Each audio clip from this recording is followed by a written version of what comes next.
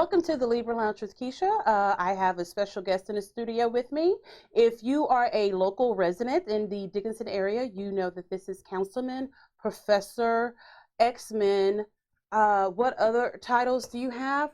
I don't know. Wizard? Wizard. Whatever. Yeah. He is Sean the Gray, Sean the White, Sean Skipworth, who is currently in a runoff for mayor of Dickinson. It's the only way I do these elections is runoff. So. Yeah, it seems to be that way. It is that way. I think it's because you hate all your family and friends. Yeah, I figure, I said, if this is supposed to be a sprint, I'm going to make it a marathon. So we're going to do it. Oh my gosh, it's just like 2 years in a row, you got to have a runoff. Like, dude, you're killing us, Smalls. I know. You're killing us. So we're going to get all up in his business tonight. Some of you have seen him from our podcast, Petty Politics, where basically he teaches me about anything political. We need to do, COVID really messed some of those up. We need to do a few of those. We missed the whole election season with that. It's too bad. Oh yeah, that's too bad. Yeah. But you know what? I feel like I'm okay with that. I think I'm okay, and I think I'm okay with the results of the election as well. We've got South Asians and Black girls in the White House now. There's hope for me. I could do this, right, James?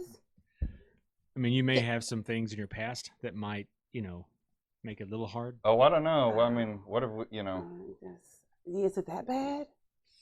I mean, Mark Sanford ran off as the governor with his Brazilian mistress, and then he got elected to Congress after that. So there's room. We are forgiving people here in America. And I think the things that I've done are easily forgivable.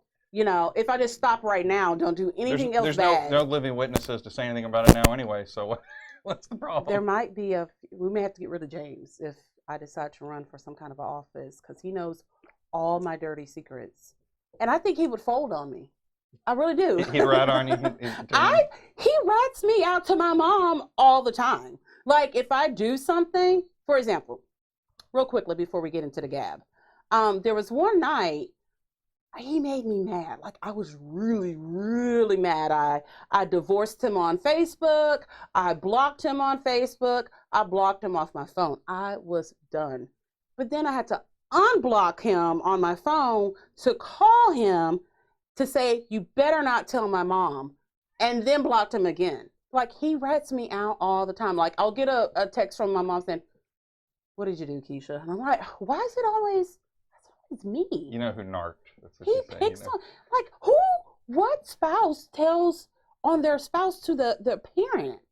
Probably everybody does it probably all the time. I don't really do that, but I cannot see you telling on Melissa. I don't do that. Will Melissa tell on you? I don't really think she does that either.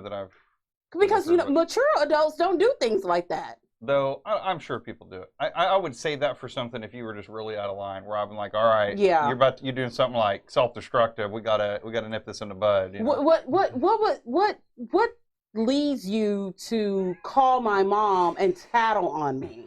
When you are so unreasonable that you divorce your husband on Facebook for something he didn't do at all. Isn't that just like a Monday though? I thought. Yeah, exactly. So if she's gonna act like that, I think I'm totally, I think it's reasonable for me to call your mother and have her talk to you. What do you say to her when you call and tell on me? Like, do you say, guess what your daughter did? No, I don't do that. Okay, what do you do? I basically say, can you please make sure your daughter doesn't leave me? Like, just check with her. And she probably says, no, I don't know that I can do that. No. Yeah. I don't have that power. I'm like, can you go see if she's packing or if she's doing anything other than just sitting looking angry? I mean, I'm lazy. I'm not going to pack up my stuff. Packing's a lot of effort. Exactly. We're going to still have to live together. You say, I'm going to call the packing company to pack hers, like that. But I'm not doing it. And I'm going to tell them to charge you because I'm not packing my stuff now. Or just tell me to pack you up. He would. Or I thought you said, James, I forgave you. I need your credit card. I'm moving out. Here's the number, 8792. Here's the scary thing. I am bold enough that I would say, I'm leaving you, divorcing you, don't ever want to talk to you again, but I'm going to need you to help me pack all this stuff up so that I can move. And then I'm going to need your help to move me and then pay my rent and then pay my truck note and all that kind of stuff. And then live with me. I think at that and point take your you're like stuff. his pimp or something. Yeah, I think is what that is. I'm not sure. Yeah. Pimp Hannah strong. So I'm the world's best bottom bitch. There you go. Yeah, exactly. All right. So do we have any show announcements? I know it's been like 2 weeks. I have been so sick. We're glad you're back out here. You have not been doing well. Yeah, life was just trying to kill a hoe. I don't There's I don't been a lot of know. that going around, apparently. Yeah, I've heard. So yes, my apologies. We are hoping to get back on track. We are hoping to finish up this new studio design, other than just this pink wall. It's supposed to be so much more than that. It's a brave man that appears in front of a pink wall. I'm happy to do it. That's confidence. Am I the first person on here too with the pink wall? No. Oh no. Well, the first man. You're the first man. Oh, okay. You're the first man. Yes, he is most definitely the first man to be interviewed in front of the pink wall. So, if you are a friend of the Libra Lounge, you know what time it is. It is time for the Gab. We know she has a really big mouth, which sounds kind of dirty, and that's probably true too. Let's gossip. The Gab with Keisha. Alrighty. So, yesterday was Thanksgiving, and one of the conversations that just popped up from out of nowhere. We're all kind of talking and eating, and then my mom walks into the living room. She's like, "What's wrong with that damn Dave Chappelle boy?" And we're all like, he's smart. So, if you did not know, Dave Chappelle actually started his own hashtag campaign. I guess that's the best way to put it. What exactly was it? I think it was like boycott Dave Chappelle. Boycott Chappelle. Boycott Dave Chappelle, yeah. Which is confusing. It'll draw your attention, though. Yes, and it did. But this just shows you how smart he is. So the reason behind him doing this is because Dave Chappelle is contracted with Netflix to do some of his comedy specials. So unfortunately, Dave Chappelle, and I can't remember the reason why, he does not get paid for old episodes of the Chappelle Show. Because when he signed that contract, I don't think streaming really even existed, and so he basically never got any rights to stream any of it. So he makes no money off of it anywhere, even on CBS. Look at you knowing stuff and all. Look okay, at me. all right. Good, because I didn't know that much. Okay, so that's why I'm here. So Dave was not going to get paid for episodes of the Chappelle Show, which Netflix had picked up. So what he did was he requested for Netflix to take the Chappelle Show off of their catalog. I think that's pretty smart because when Dave Chappelle was like at the first height of his career, he went a little bit crazy. You know what I mean? Yeah, he ran off to South Africa for a while in some obscure little town. And I don't understand why people feel the need to always run to Africa to find themselves. That is not, I want to go to Tiffany's to find myself. Well, it probably helps to be a millionaire, which he still was at the time, and, right? and I still wouldn't want to go to South Africa to find myself. I want to be in like the best He's hotel. trying to get his cultural roots, I guess. But he's married to a not African woman. Well, so what? I mean, he's not.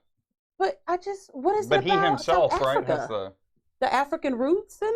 Right, I mean, he's black, right? I mean, so he comes is. But that's his ancestry. Mine too, but I don't. Okay, okay. Now, I would love to go to South Africa, but I don't want to be on like in a hut. You're not communing with nature and. No, I do want to do that. You'd be like, what's the nicest hotel in South Africa? Yes, you know what? A resort, okay? The nicest resort in South When Africa. I open my balcony doors in the morning time, I want to see, gazelles and giraffes and things like that. So you want to go on one of these by. rich people's safaris where they just take you right by the animal, right? Yes, absolutely. And I want a helicopter ride because I don't want to be in one of those Jeep-looking thingies. Like Jurassic Park, that never goes well. No. And we all know what happens to the black person first, right? What happens to the black person? They always get killed and eaten first. And I don't want to be eaten by a tiger or a lion or a bear. The reason I knew that stuff about this is I read an article a friend of mine posted on Facebook, and she had a very different take on him doing this. Okay, what was which her I take? thought was interesting. So, in a lot of ways, I'd say she's very liberal, very progressive, stuff like that. And so a lot of people seem like they liked what he did here because they said, oh, he really got hell, he got fleeced, right? And they should be paying him for his work. She went the other way with it. She said, well, you didn't sign that in your contract. But she has a beef with him, I think, because I guess back in the day when the Chappelle Show was on, which I watched too in college, that was all the rage back then. I guess he made some jokes and stuff about transgender and gay people and things like that that she felt had not aged well, were her words. And so I think her son is transgender, so she, I guess, took that kind of personally, and she sort of got on him saying that it was, ridiculous. And then she pointed some out, which I think is true. Why do you think, I'll ask you, why do you think Netflix took that off? I mean, they're going to make money off having that show on there. Did they take it off just because he asked? No, I'm sure it had to do with money. Well, yeah, I think so. So basically, he's doing new current specials on Netflix too. So some people said, no, this ain't a case of Netflix saying like, oh my gosh, you're right. You were this star, you were this ripped off, ignorant young artist who didn't know what you were signing. No, they're saying like, oh man, you're worth a lot of money. And you're doing something for us today, so we'll throw you that bone, no problem. We don't want any trouble. And by the way, everybody remembers how you sort of went cuckoo and ran off from Comedy Central back then. We will never forget that, Dave. Like, I thought that was interesting, kind of different perspective on it that I haven't seen much about. Well, to piggyback on that a little bit, she said that he made these transphobic remarks. Right. But Sean's friend, if you're watching, he also talked badly about Black people. And white people, and Spanish people, and dumb people, and poor people, drug dealer people. He makes fun of everyone. Like, there's no safe zone at all. But I will say this, he's a great comedian because he makes you laugh at those things that we're so hypersensitive about. You know what I mean? And back when the Chappelle Show was out, there wasn't this big, I don't know if it's correct to say a trans movement. It certainly wasn't where it is now. Probably back then you had majority of the country, so they didn't think gay marriage should be legal and stuff like that. So I mean, it was definitely a different time. Sometimes we forget that all kind of public opinion on a lot of that stuff changed like really quickly it changed. So yeah, it was a little different back then. No, but I mean, you can make the argument that doesn't change anything, right? Just because it wasn't, just because that wasn't the way things were back then, doesn't mean you should have been doing it, I suppose. Right. And I was trying to think because I watched pretty much all of his show. It's been a while though. I'd have to think back. There's probably something about make me cringe now. I don't know. There might be a few things. What episode made you pee on yourself a little bit from laughing? So my favorite, I think you said this is your favorite too, where he did the black white supremacist skit. That was classic. That was a lot of people like the Rick James one's the best, and those are good. Like those are good too. But that one to me, it just I don't know. That one always cracked me up the most. And Tyrone Biggins speaking to the children during Red Ribbon Week. Oh yeah, that was a good one as well. Was that the Sesame Street one, or was that was a different one? No, it was a different one. Yeah, but what's up, producer? Well, it's kind of like on the Netflix thing. It's like, say you were doing a job and someone brought in someone to do your exact job for free, to you for free, but they still want you to do your job, and you watch someone else do your job for free. Right. Yeah. So it's, I could see that. And frankly, Dave Chappelle can kind of do what he wants. Whatever he wants, because he's back at the top. He's got to that level. Yeah, he killed it on Saturday Night Live. Was it last weekend or the weekend before? It was after the election, I think. Yeah, that was pretty funny. It was so funny that they broke character numerous Those are my favorite times. Whenever they can't. Yes. Jimmy Fallon was the worst with that. That boy cannot keep character. I think once a show, he just bursts out laughing. It's just, you can't help it. He could never do it. So yeah, good for you, Dave, I guess. Because to me, I'm like, they still play the episodes on Comedy Central anyway. They own the right. And he's mad about that. He says that they own like he can't call his show the Chappelle Show because they own his name on the show. But then somebody might say, like, kind of response to what James said. Well, then again, you signed the contract saying that. Yeah. Yeah.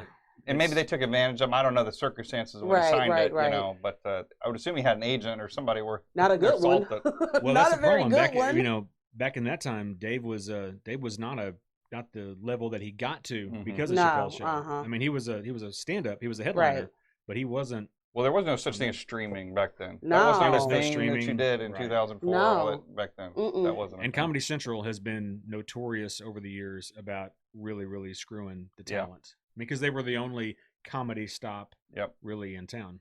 Yeah. So Dave, next time you're in Houston, come holler at your girl or Send me some free tickets. You said or we're something flashing like my that. address on the screen right now. Right? Like, send it to this address right here. All right. So I am so beyond excited about the Mike Tyson, Roy Jones Jr. fight coming up next. It's tomorrow, actually. What's he going to bite off this time? Okay. I don't know. So someone was saying, oh, they're both so old. And I'm like, okay, for one thing, since I'm in my 40s now, 54 is not old. But to box, you could say there's things that's too old to do at some ages, right? What? That's not old, but to go out and box? Well, did you not watch the movie Rocky? Yeah. Rocky was like 60. Rocky Bob, he got his But ass he beat too, hung didn't in, he? yeah. But he hung in there, and he reestablished his relationship with his son too. So it was a double whammy for everyone. Here's the thing: is that I hope his son liked him. He said, "I just watched my dad get beat up in the ring. I better reconcile with him." That's for that PlayStation you didn't buy me, that punch right there. So okay, Mike Tyson looks good. I think that he is in a beyond healthy mental state. Well, as healthy as it's going to get for Mike Tyson, maybe, right? The man has a tattoo on the left side of his face. An unfinished tattoo on one side of his face. And here's the thing. Most of the time when people see someone with a face tattoo, it's like a teardrop and you're scared. Nuh-uh. I'm going to be more afraid of the person that we all witness bite someone's ear off. I think that each one of those little stripes on his face represents a body part of another boxer that he bit. We just don't know about it, okay? You know what I'd do if I would... When I came out, if I was boxing, I'd wear earmuffs when I came out. I mean, I'd jog out there with some earmuffs, man. You know, he posted a picture the other day, and Mike Tyson is ripped. I mean, he looks good. I think that he went on a spiritual journey. He still has that lisp. So, that's his trademark, though. See, that's the thing. Yeah. I'm good with Mike. Unless Mike is talking, I'm like, Mike, can you type it out? And let me read it.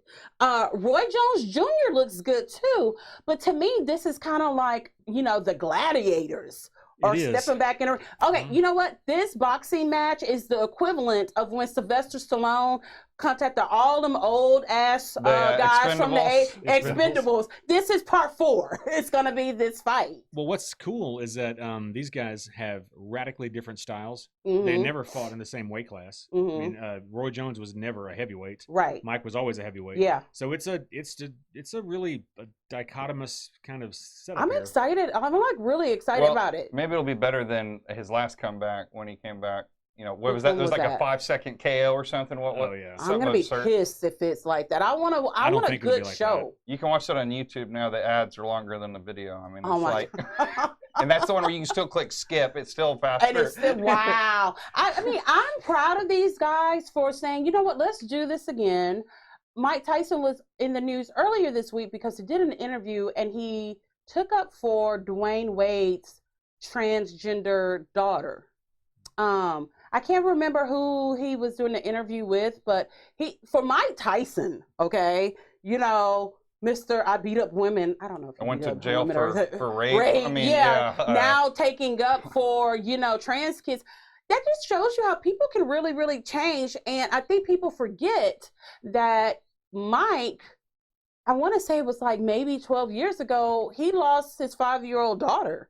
Remember, it was a very tragic accident. I don't remember that. She was on the treadmill, I want to say, and somehow got her neck caught in the blind, the string from the blind. Yeah, or it's something along those lines. So I think that really. Yeah, I'm sure that. Yeah, that changes the person. As a parent, I can certainly imagine that. Yeah, and then Mike Tyson didn't have the best childhood himself. I mean, how many of these boxers? I mean, come on, right? It's almost a cliche at this point, right? But it is what it is. It is what it is. I mean, even in Rocky, I mean, exactly. when he was like a thug for the mob. I mean, Yeah, thugs make good boxers because they've always thrown up them bows and knuckles and stuff like that. You're like, I'm just going to stop talking now, right? So I'm excited about this. I don't know. It's probably because we've been cooped up because of COVID. We haven't been able to go to the movie theater, so this is like a big thing. Where's the match happening? Is it in Vegas or somewhere else? I believe it's in Vegas, isn't it, producer? I think Grace? so. Let me check. Who's going to be? I'm wondering what the crowd, if they're doing like a reduced capacity or no capacity, or like the football games, they're going to pipe in crowd noise or something. I just, you know, I get it that people still got to work, but It's in Los Angeles. Los Angeles. Are they allowing anybody in? Let me check. I feel that in certain occupations, such as boxing or being a professional sports player, that you feed off the energy of the other people. Players have said that. Some of those NBA players, they said the first game they played with nobody there, they were like, man, this is weird. It takes away from so much. I think LeBron said some stuff about that. He goes, yeah, you get some of the energy from the crowd, and it is weird. It's just a weird thing, but I am excited about this. I want it to most definitely, look, it's $50, so I at least need $10 per round. So I need 5 rounds. 10-second KO. Right? I'm like, I don't want that at all. So here's a few things I didn't know, but they've changed some of the rules as a exhibition fight as opposed to a competitive fight. Okay. So it's going to be 8 rounds as opposed to 12. Okay. They're only going to That's be because they're old. It's like only playing half of 18 holes. Right. The rounds will be 2 minutes long compared to the standard 3. Okay. Yeah, because they're old. So it's partly because they both refuse to wear head guards. So that means they can't hit each other as long as you normally could. If either fighter suffers a cut, the fight will be stopped and no knockouts are allowed. Well, I guess it won't be the KO. Well, but you know, it's funny when they say no knockouts are allowed. Yeah, but what if you just do it? You just do it. I'm Mike Tyson. I'm sorry. It just happened. You know, you hit a guy with a combination and he goes down. I mean, you go, well, gee, what happened there? What is that? Am I disqualified?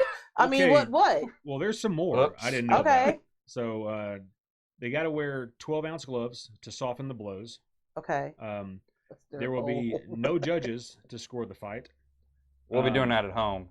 I'm sure you can print off your score sheet if you want. That doesn't even make sense at all. Well, they're going to host. No, the judges will host 3 people who will view remotely to decide the fight result. Dang, how come you didn't get me on that list, James? I would have wanted to do that. There will be no official winner will be recorded, but the fighter picked by the judges to win the battle belt will be commissioned for the event. So it's not a competitive fight. Right. I mean, I'd kind of make fun of them, but there's no way I could do it. I'd get beat up. It wouldn't matter. I couldn't do one round for 2 minutes with either one of them. So I mean, I would be out of breath just walking down to the ring. I'm like, I'm winded. If they were 80, I don't think I could take one. Right? No, hell no. 80-year-old Mike Tyson is better than 18-year-old me any day. Yeah, exactly. Like, please don't hit me, Mr. Tyson. So technically, there won't be a winner. Okay. Unless a knockout accidentally occurs. Right. That's what I mean when they say there are no knockout. Somebody's deemed unfit to continue. Now remember, I'm just reminding y'all, Rocky IV, that was exhibition too. I mean, Apollo died. I'm just saying. God. I'm sure it said too, and no deaths allowed. I mean, but here's the thing: because of Apollo's death, we now have Creed. That's true. Creed 1 and Creed 2. Does Mike Tyson have a son who's a boxer though? See, I don't know. I'm sure he probably. Can you imagine being Mike Tyson's son? No, I can't imagine that. I would be like just quiet because I'm like, I don't want him to beat my ass for nothing. Like you'd either be like him or really embarrassed all the time. I'm not sure which one it would be. I'd be like, Dad, can you please not talk when we go to parent-teacher night? Just go in there and sign the log that you came and let's just go. Now it makes sense to me on Rocky V why they just had a street fight at the end. They got all these rules. Yeah, we'll just go out on the street with brass knuckles and. Rocky V, that was the one with Tommy Morrison. The really bad one. That's what everyone says. It was one of my favorites. Really? I had a crush on Tommy Morrison. Oh, well, that's why. But I mean, the movie itself. Put another actor in there. Was it? No, it wasn't good. It was all right. It didn't have Rocky in the ring. I mean, that's the whole. Yeah, that's when he became. I think that's a case they outsmarted themselves, right? Stallone was like, "No, we're going to shake it up. I'm not going to actually box in the." We kind of want to see that. But then in Creed, it's the same thing, but it's different. But he was full Mick, right? Right. From the other movies. Yes, he was. But he just moved into that, and by that one, he was so old that. He's older than to where it actually works, but in Rocky V, he was young enough. He was still young enough to fight. Yeah. All right. So when we get back, I'm about to get all up in Professor Councilman Wizard. Where did we stop at? X-Men? Yeah, What I else? joined the X-Men at some point. I like the Avengers a little X-Men, better, but Avengers, I got to okay. audition. I mean, Wolverine joined later in the Okay. comics, so I can Avengers. get in Is there anything? Do we put Mr. in there anywhere? Mr. Skipworth? Well, if you're a professor, that usually supplants the Mister. So like Doctor Strange, like Professor Skipworth. No. They do it, yeah. No. We'll be right back. Hi, I'm Sean Skipworth, and I'm running for mayor because I believe that you need to be the change that you want to see. Last year, I ran for city council to bring some new blood to our city's leadership. Many have told me that they believe the city doesn't communicate well, and I responded by making myself available via phone, email, and on social media. As mayor, I'll work to make transparency a core value for all of city government. Many also feel the city lacks a vision for the future. I agree, and I worked with the mayor and council to authorize creation of a new comprehensive plan that will help organize our city's economic development efforts and guide us to the future. Streets and drainage are also a major problem. I voted to approve a total reconstruction of failed streets, like California Street, and I'll continue to seek out grant funds to expand those efforts. I also voted to expand the Public Works Department. We began the year with only 7 employees, and we're now up to 17. We must have the staff in place to maintain what we've replaced. All of that's a good start, but we have a long way to go. Everyone running for mayor wants to make our city a better place, but I am the only candidate that has the right combination of current, on-the-ground experience and a track record of public service. And as a newcomer to Dickinson politics, I bring a fresh perspective to our city. As mayor, I will continue to be a voice not for just a few, but for all. Over this past year, I've worked to show you that I'm dedicated to public service, transparency, and reform. If you like what you see, I hope that you'll support me this November. Thank you.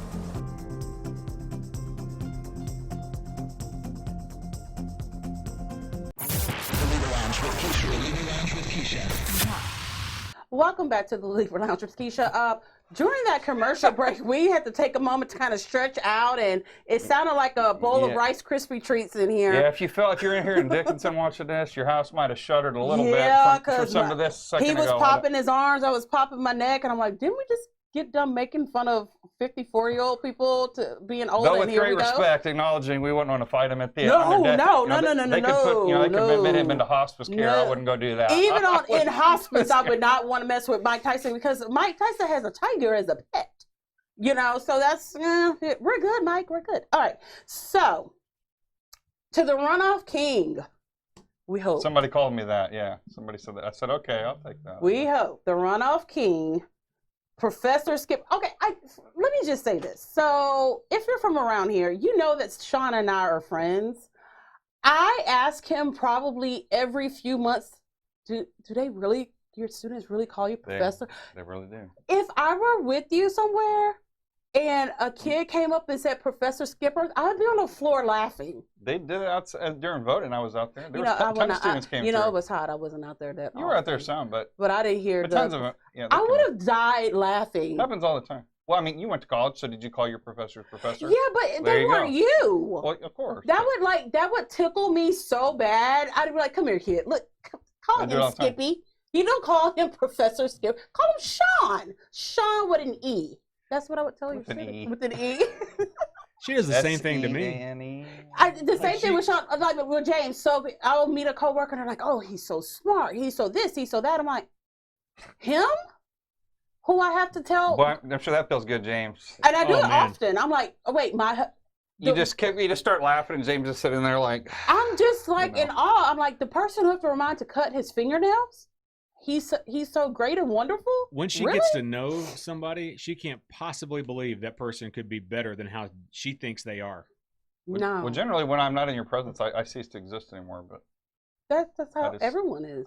Same here. It's just like, even right now, if I signed up to take a class from you, I would not call you. Don't want that. No, you would, but you would just do it in this. Be like, Professor, pardon me. Professor Dumbledore. Yeah. Could I?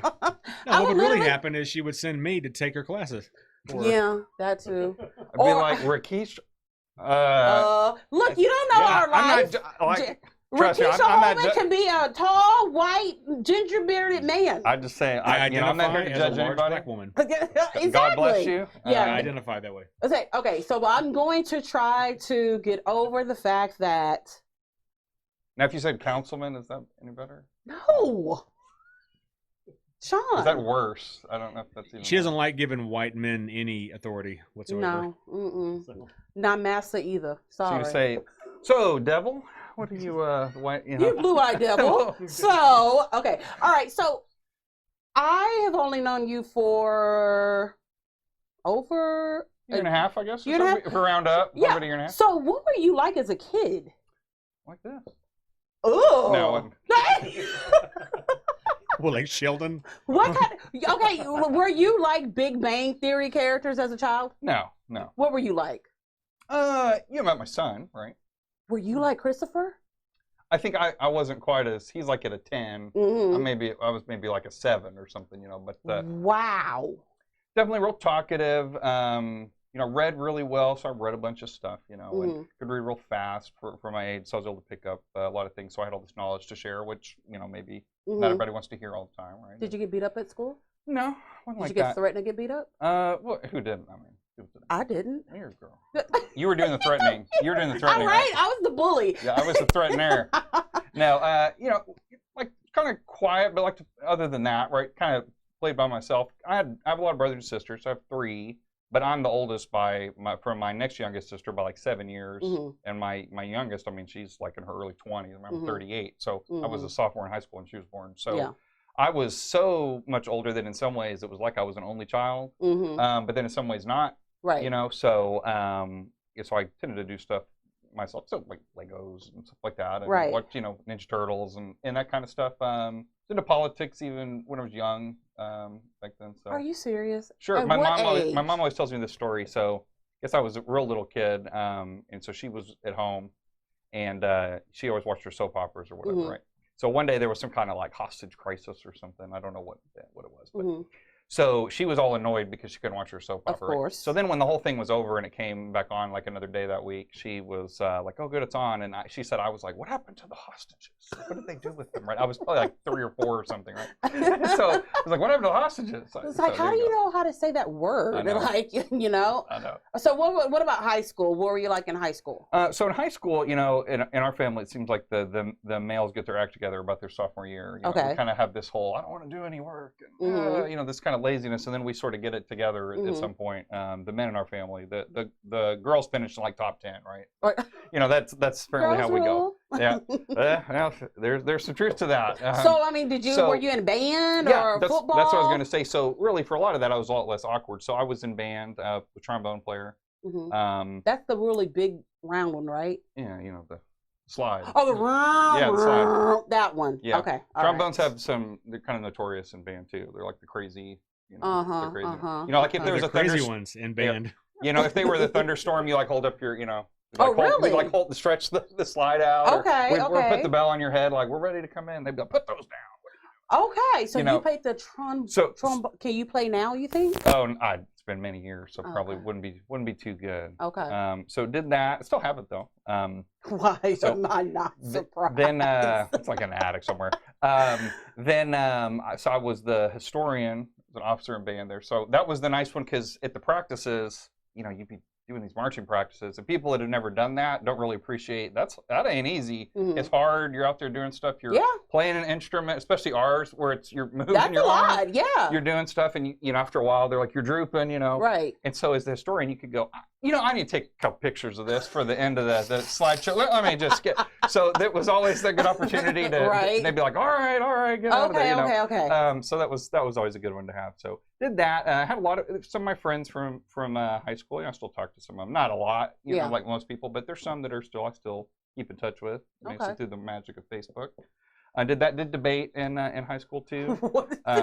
Dave, probably no surprise I'm there. so right? shocked You're just to stunned, hear right? that. Did that too.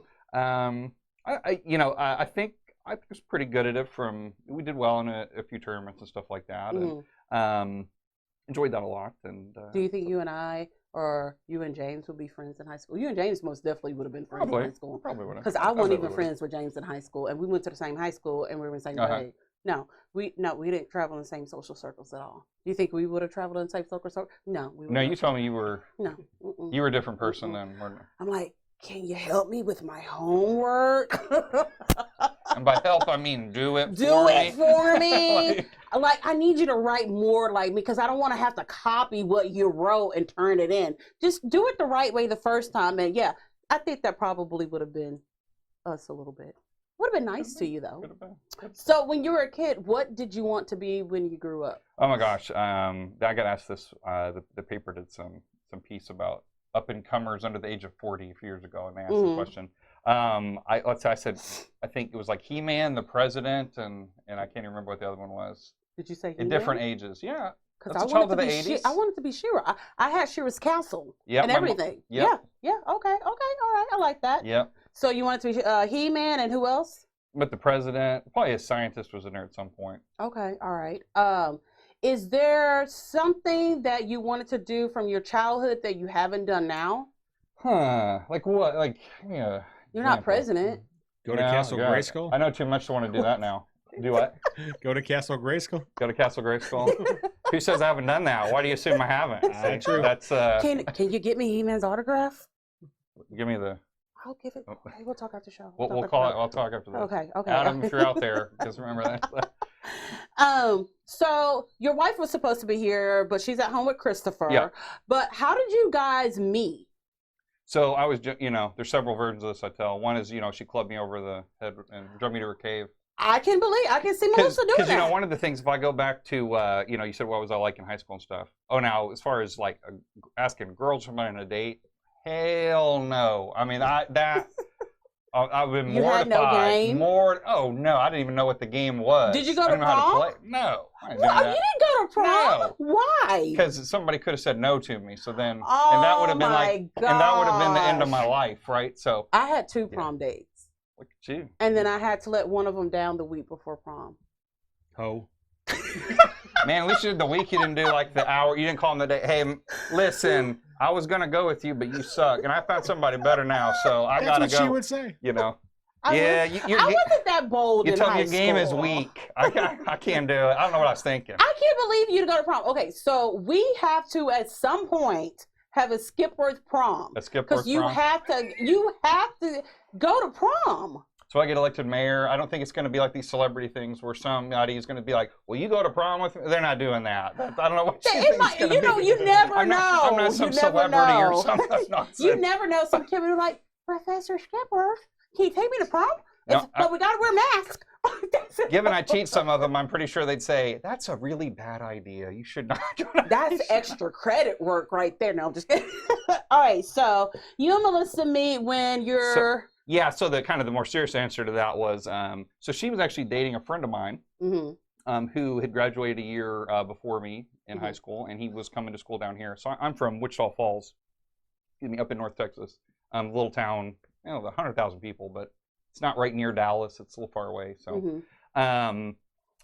so I knew him from there, and so he went to the University of Houston, and they met. And sadly, he was killed in a robbery here in the Houston area, up in at a Hollywood Video, which isn't really around anymore. But they never. I remember those. I think there's a suspect that probably did it, but it was kind of one of these for various reasons. They can't arrest the guy or prosecute him or whatever. Right. So, but that that aside, so they had been dating. So you stole for his a couple girlfriend. Years. And James called me a hoe. I'm gonna put it that way. Yeah. It's hard to steal from the deceased. Let's be honest. And that's that's kind of. Okay, so who stepped up to who? Did Melissa step up to you? So I think, and I read about this later. So after 9/11, one of the things they said happened a lot was that so like somebody had a firefighter as a husband, they died in the plane crash, right? And so there was a lot of cases actually where the spouse of another first responder, they got divorced and they married this other person, and that wasn't a case like that because as James said, I mean, he unfortunately wasn't alive anymore, but kind of when you're both mourning for something and you're talking about that, and it affected her a lot worse than me. Simply because she was dating the guy, right? I mean, and they had been living together, and maybe we're gonna get married, maybe not. I don't know, but they were pretty close. They were married, and he was my friend I kept in touch with. So I don't know. I just kind of felt this. I could tell how bad it hurt her and affected her. We just started talking a lot, during that period, and kind of that same way other people do. You tragedy can bring you closer together. And probably truly for me, I could see myself, I might be single today because I was really so averse introverted, kind of. Yeah, I don't. You're kind of in that weird in between. So, yeah, because if you were like in high school, if you were to describe me, you said were you shy or outgoing? Like somehow both, right? In some ways, yeah. I could be outgoing, but then I could be extremely shy about some things, which I guess everybody is like that. Yeah. There's introverted, but I don't think he's introverted, but you're shy. I think it's the same thing that I had in high school, which was this. It wasn't the same thing. Well, no, there was a wasn't fear the same thing, of, Mike. It was not. Turn your mic off. You're lying. It was not the same thing. You were not popular. I wasn't popular either, but I had friends. You can be outgoing and not popular. I had a lot of friends, but we were just not popular. But it's different. They have a name introverted, for that, Yeah, I know, nerd. There's introverted, and then there's like afraid of girls and afraid of rejection and afraid of like I can identify with that because for a long time I would never ask a girl out. The thought of bringing myself to ask that question and the risk of rejection was so terrifying. Yeah. Why bother trying? I mean, I even had cases years later before Melissa and I were ever even dating or anything like that. I mean, she was my friend's girlfriend. That's cross that line. I mean, you're kind of that's messed up. You don't do that. So there were there's a few people that I remember there was somebody in this class that I was having, and I sort of in this very awkward way asked her, let's go have coffee or something. And I think she probably was interested, but she said something like, "Oh, I have this conflict or whatever." And she probably really did, but I immediately took it in the worst way. And I'll even be honest with myself, even as I did it, I think I even knew in my head like what I was doing, that I was letting it get to me. But that was kind of the way that it was. Right. It was just very, that fear of rejection is a big thing. And so in some ways, I don't know what would have happened. Maybe I would have got older and overcome. I don't know. But nonetheless, that tragedy can kind of help can kind of bridge that gap and get you to open up in a way that maybe you don't normally, and it's. And if you ever meet Melissa, she is a very, very spicy Latina. So I could see her saying, "You, me, we're us now. Just so you know, we're us. I've already started signing my name, Melissa Skipworth." And to some degree, that's how it had to happen because I wasn't ever because if we were going to date or do anything, she's going to have to be the one to make that abundantly clear to me. Gosh, are you serious? It would almost have to be someone's like if I were to say like, "Sean, I think we should date now." I'd be like, "Okay, good. Okay, yeah. Could you make that? Could you make that as unequivocal and just out there? I don't want any ambiguity. Like, you want me to come by your apartment to see something, or you want me to?" You want to fix your computer? What are you? Is this a problem or? When you want me to fix something? Your TV's broken. You want me to? Is that when you say you want to go see a movie? Do you mean like together, platonically, or a date? Do we sit next to each other? So our first date was really funny. I remember. So we're joking. So I came up to visit her because she had a job and she's a little older than me. So She's a cougar. I was broke. She's a puma. I was broke in college, right? That was me. I'd come down and I'd probably get most of my calorie count when I came to visit her on the weekends. Anyway, I couldn't afford to eat otherwise. Right? So I'd come down there and so we went on the first date and so we went to go see Alien. It had been re-released. Okay. And I'll tell you a really funny story about that. It's almost Alien or Aliens? Alien, the original. Okay, got you. That was when they were doing all those re-releases. Okay. And my parents, actually, that's the movie that they saw on their first date was Alien. And it is kind of one of those. Oh, make a heart. That's so sweet. And we said, what are the odds of that movie that came out in the late 70s, right? It ended up being re-released. It happened to be re-released when I came down there to see her. That's special. It kind of was. It's really special in a nerdy kind of way. Yeah. It was really special. Okay, so you. I knew you were mocking me there. I knew you were. No, look. But that's kind of weird. It really is special. Yeah. At least it could have been a bad movie. I'm glad, Melissa. At least it was a good that movie. Is true. It was a good movie, at least. Melissa, I'm glad you asked him out. I really it could have been like Animal House or Porky's or something. I used to love Porky's. And it was the director's cut, so there's a few extra things in it maybe you hadn't seen before. You're like, oh, there's something new in it. Right? Now, okay, so you and Melissa get together, you get married. How did y'all get from Wichita Falls? She was university. Oh, and then here to Dickinson. Well, so she already had a job.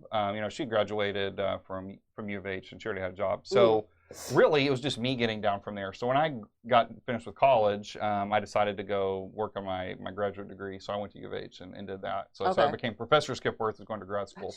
I know. I can't. It's like it's a joke. That's when I went down to wizard school. Yeah. Down here To me, I would like that I went better. to Hogwarts of Houston. Okay.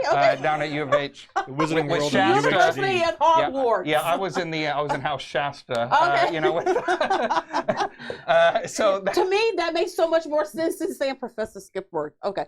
So most people would rather be called a wizard than a professor anyway, so I'll go for that. I'm a witch, so there you go. Most white guys don't like being called wizard. Well, at least not a grand one. Depends on the context, right?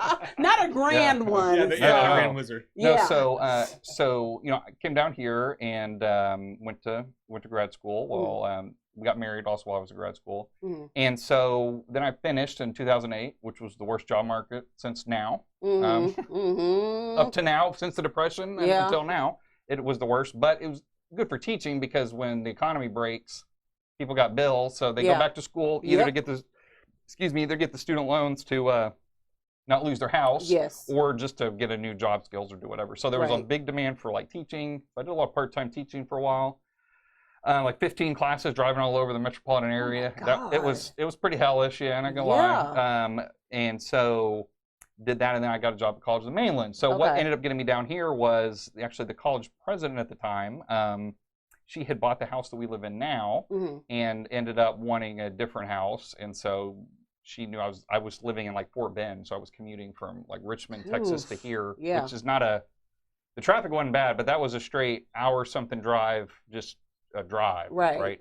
And then we just had Christopher too, and didn't have like health insurance stuff she did, so he had insurance, but it was tough. That's doing a it that lot way. going on. I mean, I would spend $300 to $400 a month on like tolls, right, alone. So you didn't use the tollway. I taught a class basically to pay the tolls every month. I mean, that was like what one was for. Because you end up making about $400 per class or so when you do those part-time teaching gigs per month, which is not good. It's not good.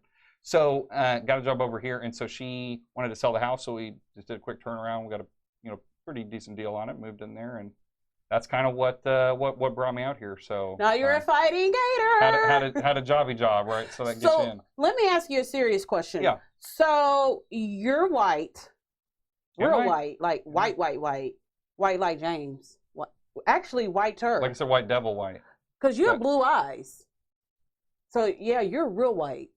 Okay. Wow. Okay. You feel a little threatened. I can scoot over if you want. No, you should feel threatened. These days. Right? Can you darken this on the? No. Look, like James always tells people, I've got a black past. My wife's black. I can say that. Okay, so with you being white, Melissa being Hispanic, did you guys face any kind of challenges as an interracial couple? So I often joke that I gave Melissa the gift of white privilege when we got married. So James tells me the same thing. So she changed her last name. So I mean, my wife does not. Often people look at her and they say, "Oh, she looks white." I guess they call this colorism. She looks more like she's half Hispanic, half white. She's a fair-skinned Hispanic. To the point now, I guess where her name is Melissa Marie Skipworth. There's not a whiter name that you could throw out there, right? I mean, can we change her middle name to at least Maria? Maybe, or Maria, Guadalupe, or something. Just No, she. We have to tell that joke to give her the gift of white privilege with that. So she, no. If anything, it's kind of been the opposite. So for those that don't know, my wife is on the board of trustees at the college, College of the Mainland. And she's the first female Hispanic. Yeah, and I think that's true. No one's ever said it isn't. So I believe it's. I think it's probably I said it, so it's true. There we go. Yes. It's 2020. That's how things work now. Yes. And I'm black, and we're in the times of Black Lives Matter. So if I say something, it's just going to be true. Because otherwise we'll protest. So there was a guy who was very active in the Hispanic community in the county, and he was really excited about her running and liked her and stuff. And he said, I need to put out an ad in the paper for you and just really emphasize that you're Latina. And he said, not that, you just don't. She's like, I don't look Hispanic. Yes. People might not know. And so to her, to some, for some extent, again, I used that term colorism earlier. There's this thing where you're like, oh, well, but you don't look that. So you're not, right? And that's basically colorism. So, so I don't know that we've experienced too many challenges with that. Nothing that really jumps to mind. Well, often. that's great. And I'm trying to think if there's something that she has said before that I'm not thinking of, but Because I know there's sometimes with James and I, because when James went black, he went dark. He went just about as dark as you. Wesley Snipes, like they said when he went to Wesley Snipes. Wesley Snipes black, okay? See, that's when the Chappelle show that Delry said, now they used to call me Darkness. Darkness, That was before Wesley Snipes. I still remember that. This was before Wesley Snipes. So James is like, if I'm gonna do it, I'm gonna do it right. I'm going as dark can get. But there are things that he doesn't notice that I do notice. For example, when we go out to eat, 9 times out of 10, they will give us separate checks. Well, they'll offer it. Right. They'll offer separate checks. But if we have Skylar with us, they don't. They just assume that we're a family. We had it more the other way. So we would go on a date, and I finished telling you I was, broke, right? So we'd go to like Saltgrass or something. I'd eat the whole tray of like cheese fries, right? Because I was like 25, starving, right? And then the steak too, right? Right. And so they would always give me the check, and I'm like, because I didn't have the money to pay for it. She's paying for this. She has the job. I don't have a job. Right. I'm in school still. Yes. So there we had some of that, but no, now it's interesting. So some of her family, they're more like on their face, you would say, oh, they're Hispanic, right? And there's been some stuff before where like, would they take Christopher out, who looks like a white, like gringo baby, right? I mean, he'd be the kid applying for the Hispanic scholarships. They'd be and like, they're excuse you don't me, have young to do man, a DNA test. what is this? You trying to pull an Aunt Becky here? What is this? There's a lie, right? Exactly. They say your Aunt Becky Hispanic. Exactly. Kid, I see how it is. Yeah, because he is. He's the gringo he baby. Looks That's just what like you. He's a gringo baby. But he's got his eyes are bigger, so you see the blue a lot quicker. So sometimes there's been a little bit of a vibe. If they take him out, it's one of these. Is this the nanny is taking out this grandchild? It's like this is our grandson. Are you sure? Yeah. What is this? Yeah. That I've heard that before. I bet it's happened. It used to happen with me with Skylar when she was little, and people will always ask, is she your baby? No, I'm her nanny. You know what I mean? When I snatched this baby, get out of my face. I kidnapped her about 5 minutes ago from that Target. I don't think the news has got the story yet, but yeah. Does she still have the NICU bracelet on? It's like people say the weirdest things. They do, and they don't even. They don't realize what they're saying. They don't. So, yeah, I just stole this baby, but damn, I'm hungry. Yeah, look, we had to make a quick stop by Chick-fil-A before we went full out on the run down 45. So, okay, so before we go to this break, what in the world compelled you to get involved in local politics? What is wrong? So usually I say, don't ask me that question too many times, right? Right, somebody needs to because it do makes you this, start right? thinking It's like, why am I doing this? You do this from before the break? I said, no. You want to go? We can go to a break. That's a little heavy for the break. See how people just come to my show and take over? He's changing the whole. That's what we white folks do, right? We're just telling you how to do things. I thought that was what you. And show colonizer. I know. What do you? You come in here in front of this pink wall, telling me how to run my business. Know. What is this? Sean kind of looked at the wall like that wasn't pink the last time I was here. You know? No, I can't be a part of this. You'll have to redo this. It's a blush. My people will be out here in a month. Well, what's funny is that I have been accused by some Libra Lounge followers of being a colonizer. Oh. Which I think is like the funniest thing So in what ever. way? Or what way are they? Well, first I had to text James and say, what does it mean to be a colonizer? And after he explained it to me, I'm like, no, like I am like the dominant one. He now lives with all black people.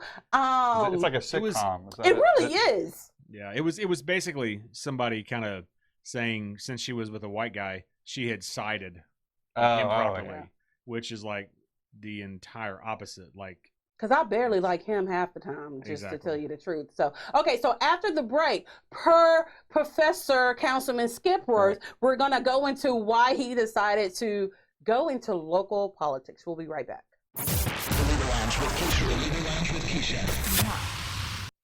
Welcome back to the Libra Lounge with Keisha. I've got Sean Skipworth. What's your middle name?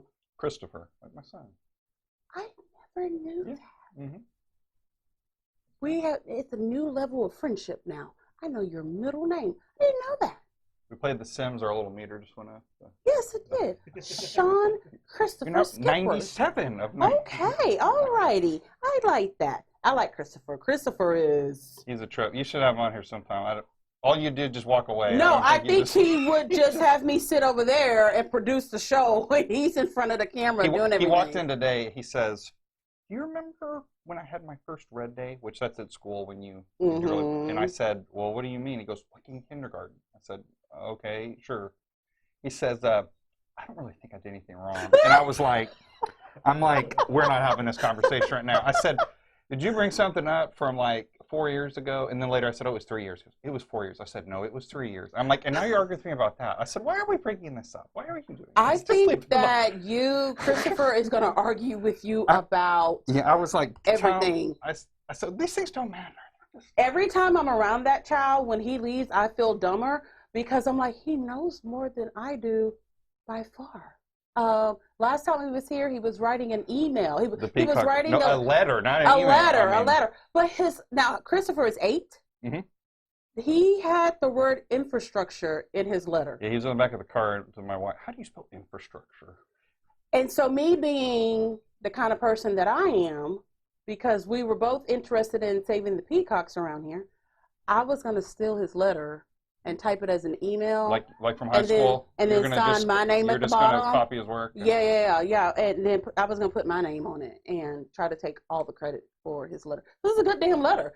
It was better than the email that I was typing up. It's just y'all like, suck. Don't take a peacock. Leave my peacocks alone. Like it was well thought out. He was like, if you take this away from us, how will the future generations even know about this? I'm like, that's a good point. So give me this pen and let me write this down. So, yes, he is. I don't know if he's ever been tested for, however they test geniuses. Testing for driving us up the wall is what he's been tested for. But I like that he gives you such. But that's always your own. But that's always your own kids, right? That's always how it is. Everyone's like, your kid is so great. You're like, yeah, come stay with them during COVID for a while. And that's how people are with Skylar. They're like, she's so great. And I'm like, no, I love him. He's a trip. He's a trip. He's smart. Okay, so what made you decide? Did you just wake up one morning and say, I think we're going to get involved with, local politics? Not exactly. I mean, I like how you matched my voice a little bit when you said that. It was a match. It was good. It was good. It was really good. Yeah, okay. I won't be able to do that again for a while. You can't hit that high note. No, it is it sounds real tacky, real cliche, but it's true. Like, somebody has to do this stuff. And if you don't like how things are going, then you can just sit around and complain about it all the time, like a lot of people do. Like, that'd be me. Is that what you're saying? Yeah, or try to do something about it. And, I teach government, so, and I tell students that all the time, and you're kind of hypocritical if you don't try to do it yourself, I suppose. Mm-hmm. So, decided to do it. Part of it is, I don't know this before, but after, you find it real fulfilling. You are able to help people sometimes. For all the stuff you can't do, like save the peacock farm and things like that really bugs you, there's little things you're able to do. Sometimes bigger things to people. It depends. It does give you some opportunity to do that. So it's, if anything, it's a way to belong somewhere too, right? Is that when you do that, you got to meet people to do that. Right. You got to go around. You got to understand the problems going on, and then you're working for people, and you become a real kind of, I would say important part of the community, but you become a kind of a core of it. Yeah, you become a core part of the community to where you're helping to like safeguard things, and that is kind of a sacred thing that these, we joke about the stuff that we, we're voting on, let's name a bench after somebody or something, some equivalent of that. But that's not all you do. I mean, you do things that make a difference. That you look at projects like for flooding that really affect people's lives. That I've talked to people before who really are upset, like on the verge of tears, that when it rains, they are so afraid that their house is going to flood that it kind of pulls at your heart. Even though in their case it's probably not that warranted, and sometimes, but they really want to see some improvements with the drainage, and you do it for that reason because they're needed. But so it is something important. It does affects people's lives in some ways a lot more than say president does and things like that. Right. So it's important. Somebody's got to do it. Well, it's two things that you just said. Yeah. And I can laugh because I know some of the things you have to deal with, and because you are a really nice politician. Because I know for a fact that you're like, I would have been locked up behind this crap already. Yes. I'd be in jail. You know what? The first thing always when someone tries to say something negative, I always think of you. There was a woman who had a tree that fell over, and it was like blocking her driveway, and You did that for a person. I called a friend of mine. They put out on social media. Yep. Now, this person was and continues to be Trash him as bad. vile to me all the time. as she could possibly be. And he God still bless her did heart. it. And so I saw it, and there's a friend of mine who's wanted to help, but he doesn't live in town, and he does some contracting work, and I knew he kind of was set up. I said, "Hey man, can you do me a favor? Can you get over here and get this thing picked up in the middle of the storm?" And he did it for me. He said, "All right, I'll do it." He went out there and got it right picked up, and she was a little nicer to me for a couple of days. And This is how that would have went with me. On October 21st at exactly 8:13 p.m. on the Talk of Dickinson, you had said this about me. Here it is right there. I'm not going to help your tree. I'm not going to help you in your tree. You're going to send that.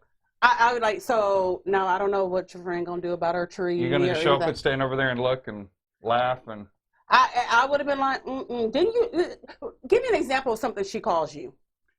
Oh, I can't. I mean, it is at the point now. It's comical. Yeah, it's just like, oh, here she goes. Like, but yet and still, he still helped. I'm not that good of a person. I was like, no, you called me ugly the other day, so I can't.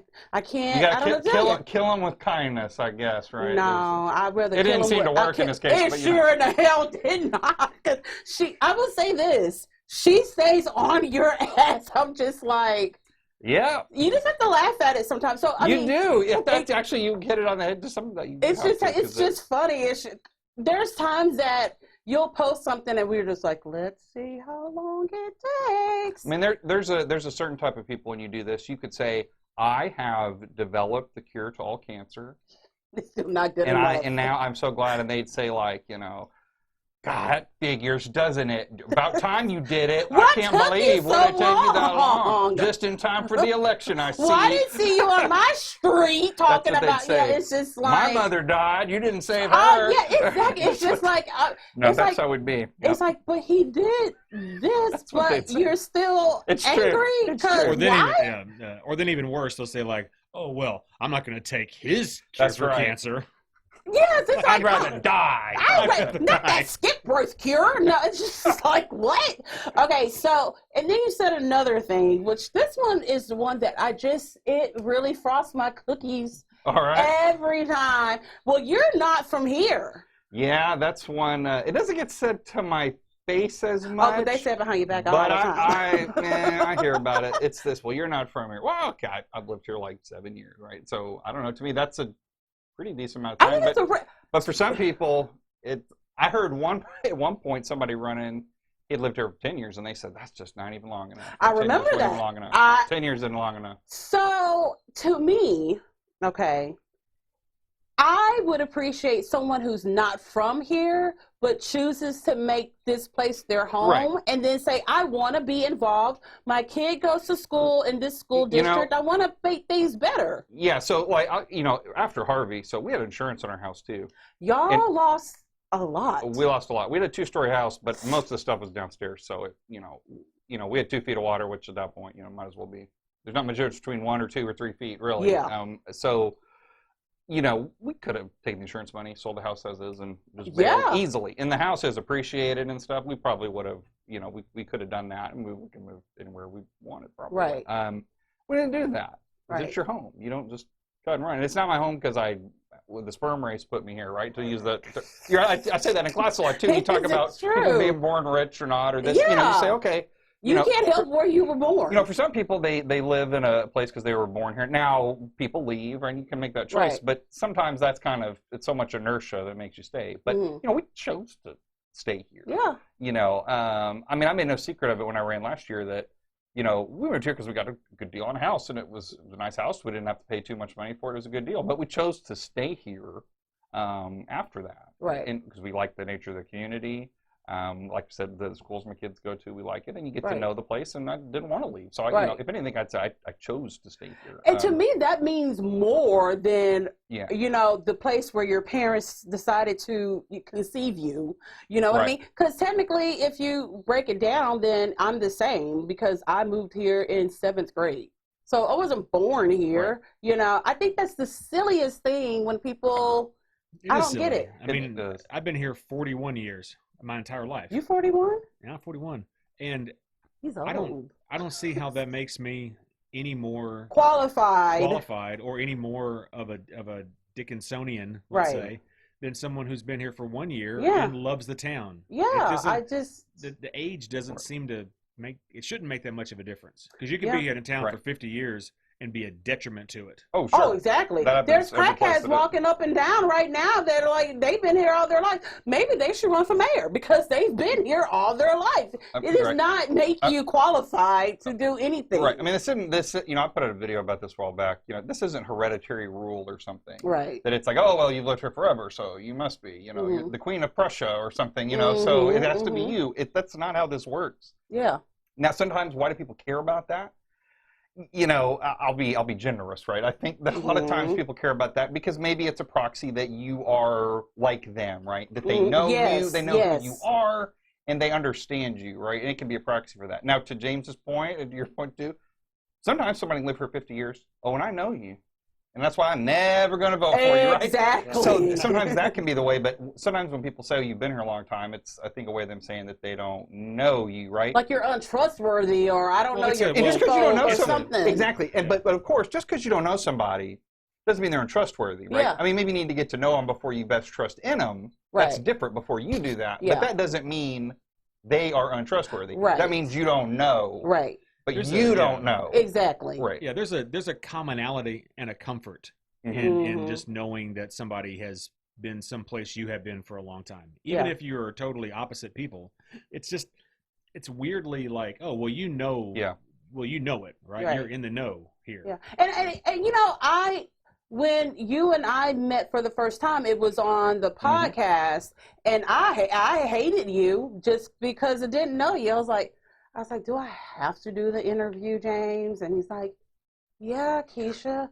I was like, oh, fine. I don't like him. I don't know. What's his name again? I think I kept calling you Chance or Chase. Or You did. You kept saying Chance. I could not get your name right. And then you came in for the interview, and I was like, huh, look at this Bill Clinton mofo right here. Bill Clinton. You took completely won me over. I mean, when you know me, if I don't like a person. What? You mean you might not hide your feelings about that? Yeah, I want you to know I don't like you. Just like you're going to know that I don't like you. Okay, that's really cool. Okay. Why is this bitch talking to me again, James? Can you please I don't want. But you came in and you were so honest and just like down to earth with your interview. I was like, huh, I think I might care a little bit about local politics now. You know what I mean? So I think we've been guilty of it too because everybody is. We're all Everybody guilty is. of it. Everybody Yeah. is. But at what point? Because I remember the day you told me that you were going to run for mayor, and I was like, oh my God, what made you say it is time for you to run for mayor? How long ago was that? It was like last year. What decade was that? I think that was last decade. This feels like it's been going on forever. Well, part of it was, in fact, the funny part was the day before I did that, I made a joke in the city council meeting about everybody was saying they were running for re-election. Well, I just got elected, so I made a joke about, well, I know I won't be out there this time. And then, the mayor very kind of unexpectedly said, I'm not going to run again. And everybody, I remember actually the councilman next to me, I looked over at him, and we both were like, what? We had this look like, did you know about that? And his look said I didn't, and mine said I didn't. So, it was just, kind of one of these things where, went home and thought about it, and it was almost immediately I had this sense like, I should try to do this, that it's people, you're talking about, outsiders versus not and this kind of thing. A lot of people, not everybody, of course, but a lot of people seem like they want some kind of an outside perspective here right now, that things have been a little too familiar, and that a lot of the choices are very familiar, and that there's kind of an appetite right now to not go back to that all the time. So part of that, I think, having just run and you're in that vibe kind of told me that this is sort of what people were wanting. Right. But also just because there's a lot of things I might have done differently or done, not that I think the current mayor had done a terrible job in all areas or a great job in all areas or anything, but there's things I would have done differently. And really here in this, in good old Dickinson, those of you who don't know, it's a little town, and that's a good thing, I think. But you can do some things in like a little town way that isn't a good thing. Right. And you need to be more modern with how you do things and stuff like that. Like we weren't evaluating employees and things like that. Mm-hmm. And so there's just a good But that opportunity. was your fault, though. All the years. Everything's my fault. I thought, right? Everything's. Yeah. If something is wrong it's in always my Dickinson, fault. it is Sean's. Always. It is Sean's fault. But that's part of the job, Terry. There's a certain degree of that, you know. I'd be like, I ain't even from here. How's it my fault? I don't care about y'all. What do you know? Right, I ain't even from here. No, I mean, so, you know, it was just kind of this sense that you could do some good, right? And that there's this opportunity and to go for it. Right. Now, then, did I know this was going to go on 11 months? It was supposed to be in May. It's No. 11, that's it? Oh, my. This seems like it's going on 5 years. I know. It's kind of sad when I say 11 months and you go, oh, that sounds a lot better than what it feels like. Oh, my God, because I remember when you're like, I'm going to do like, oh. Don't worry, the election's in May. Don't worry. And then it was like, okay. Then COVID hit. No, it's in November. Okay. It was just like when I said, James, John's running for mayor. And we're like, and I think maybe you're doing a little revisionist history. As I recall it, I think I told you running for mayor, and you were like, "We're running for mayor." Oh yeah. In fact, I think we even have a show from that time where you said. Moving on to the next question. I may have to pull that best of. I think James is remembering too. Like, yeah, this little revisionist history here. I don't. Okay, so it might have went a little differently when I told James. I think it was more like, hey, James, Sean and I are running for mayor. I think that's how I think it was something exactly like Obama did it. Now it's my turn. Something Yeah, like that. Yeah. Okay, so with this year, which has made everything different, including campaigning. Yeah. How has this election affected your family? Because there's lots of things that have been going on. Look, I'm part of Sean Skipworth's crew as far as the campaign. We need a gang sign if you made one up, man. Yeah, something like that. We'll get back to you on it. We're going to create something. Don't flash anything first. No, not at all. Because you might get mistaken. We don't want that. Because Lord knows I probably said something when I did that. The Bloods and the Crips are going to be waiting by my truck when we leave. There have been so many things that have happened with your family that people don't even realize that you have been working still on city council, campaigning, but then you've had like some major things. Right. Do you want to say what they Sure, are? I'll talk about some of that. I mean, we even go back to like last year campaigning. I mean, so I remember, so that race went to a runoff too. And so I was out, you don't have much time. You only got a few weeks to get out there again. So go do that. And the week that was going on, actually your old buddy had sent out a smear mailer saying I'm a socialist. And I had just gotten that, and it was that week, like my dad got diagnosed with pancreatic cancer that week. I remember pulling over that same day and talking to my mom on the phone, and that's like a killer when you get that, right? Now he has actually done really well. We're very like blessed, very, very fortunate. Yes. He's like the 0.5% or something. Right. And that only really got resolved very beginning of this year. I mean, and that was something that definitely weighs on you. So, and you don't get paid to do this, right? So you got to work a regular job and, and there's stuff that goes on. So then you come to this year, so, run for mayor, right? So COVID happens, okay? Well, that delays the election, but also, a lot of this stuff fell on local governments. There was a big debate about masks, should there be mask orders or not? Some on social media, which became more important. I remember I had I'd post with over 100 shares. It was about, is the governor going to shut down the whole county? And I was sharing information. I never, ever had any response to that. And it was a real sense that people were actually looking to me for information about their life, right, in a significant way. And there was a lot of fear back then. I mean, it maybe we even forget, but back in March, I mean, it's much worse now. I wish we treated it back. Like I was treating it now like we did in March for people's level of concern, right? Right. So, so you're dealing with that stuff, and you're stuck at home too, and your kids at home now too. And my job went remote. Well, pretty quickly, Melissa got laid off from her job. She was kind of, last one hired, right? Kind of fell into that basket, and she's been, it's been hard finding a job. She had a good prospect. We had one right during the election. She had a really good prospect that she basically it came down to a location, and they said there's nothing else she could have done, Right. and that they keep her in mind for anything else. And we found out about that sitting outside the polls, Right. here Yeah. here over the fall, and it was Mhm. there was tears and all this stuff, and because it's been a long road, and Yeah. so and you're still. and you got you got to stay you got to stay positive for her, which I think it is good. She's going to be watching this. That's not fake. Really, things are okay. Hi, Yeah. things really are going to be okay. But Yeah. you got to be. It's tough for people, right? And during the campaign, sometimes it's tough for me, and she's there for me in that same way. So Right. you take all of that. You take the fears over health. And then my dad, take my parent. He just got over cancer, so I'm worried about. He's up in Wichita Falls. You get worried about. Well, if he caught COVID, he has a compromised Exactly. immune system. Yeah. They've been pretty careful, but Yeah. you get all the anxieties everybody else has, and then you put public service on top of it, and then you put campaign on top of it. It's a lot. It is a lot. Yeah. It does add up to a lot. And then, unfortunately, this happens. It gets a little nastier as you go on. People start to say things or you things like that, you've so- run a clean campaign. I think so. I mean, you don't. You don't like to talk about your opponent, and if you do, it needs to be relevant to what you're saying. Right.